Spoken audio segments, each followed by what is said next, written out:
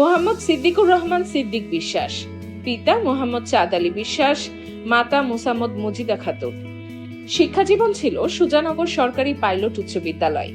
1988-তে SSC পাশ করার পর 1989-এ Sujanagar N A কলেজে ভর্তি হয়ে 1989 সালে সুজানগর উপজেলা ছাত্র দলের সদস্য হিসেবে দলে যোগদান করি।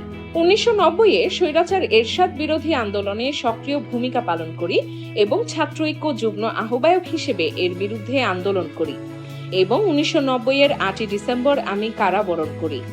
1990 সাল থেকে আমার কারাবরণ শুরু। তারপর 1992 সালে সুজানগর উপজেলা ছাত্র দলের সিনিয়র ভাইস প্রেসিডেন্ট হিসেবে দায়িত্ব পালন করি। 97 সালে ছাত্র দলের ভারপ্রাপ্ত সভাপতি হিসেবে দায়িত্ব পালন করি। গোলাপবাগ সহ রাজশাহী বিভাগীয় সমাবেশে সক্রিয় ভূমিকা পালন করি। হাসিনা 1996-তে ক্ষমতায় আসার পর মিথ্যা 3 মামলায় আমি পাবনায় ফেঁসে যাই। ঢাকায় রাজনীতির সাথে জড়িয়ে পড়ে 2000 সালে মামলা মাথায় নিয়ে এলাকায় ফিরে গিয়ে হাসিনা বিরোধী আন্দোলন শুরু করেছি। 2001-এ বিএনপির রাষ্ট্র ক্ষমতায় আসার পর এলাকাতেই রাজনীতি শক্তভাবে শুরু করি। তারপর 1/11-এর ভয়াবহ দিনগুলো জঙ্গলে বিভিন্ন জায়গায় পালিয়ে বেড়াই। 2008 সালে হাসিনা ক্ষমতায় আসার পর ভয়াবহ পরিস্থিতির শিকার হই। রাজনীতির এক ভয়াবহ পরিস্থিতির মধ্য দিয়ে 2009 সালে আমি পৌর যুব দলের আহ্বায়ক ও পাবনা জেলা যুব দলের সহ-সভাপতি হিসেবে দায়িত্ব পালন করি। তারপর সংগ্রামী জীবনে মামলা, হামলা, কারাগার, এটাই ছিল আমার জীবন। 2014 সালে শেখ হাসিনার অবদানে নির্বাচন বয়কট আন্দোলনে ডিবি পুলিশ ধরায় আমি গ্রেফতার হই। গ্রেফতার করে 4 দিন আমাকে অজ্ঞাত একটা স্থানে গোপন করে রাখে তারা।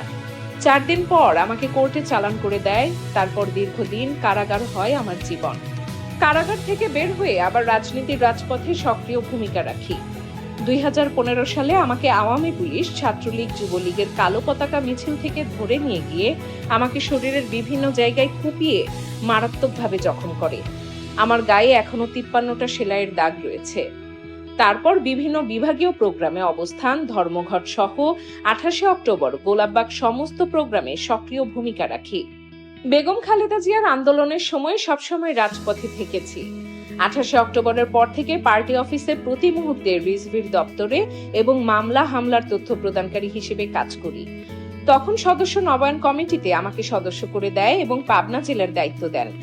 আমাকে বর্তমানে গুলশান থানা বিএনপির যুগ্ম আহ্বায়ক হিসেবে দায়িত্ব দিয়েছেন এবং মাননীয় প্রধানমন্ত্রী, প্রিয় নেতা, বাংলাদেশ সরকারের প্রধানমন্ত্রী জনাব তারেক রহমানের 17 আসনে প্রচার কমিটির দায়িত্ব পালন করছি এবং রাত দিন পরিশ্রম করে নির্বাচনী প্রচারণা চালাচ্ছি।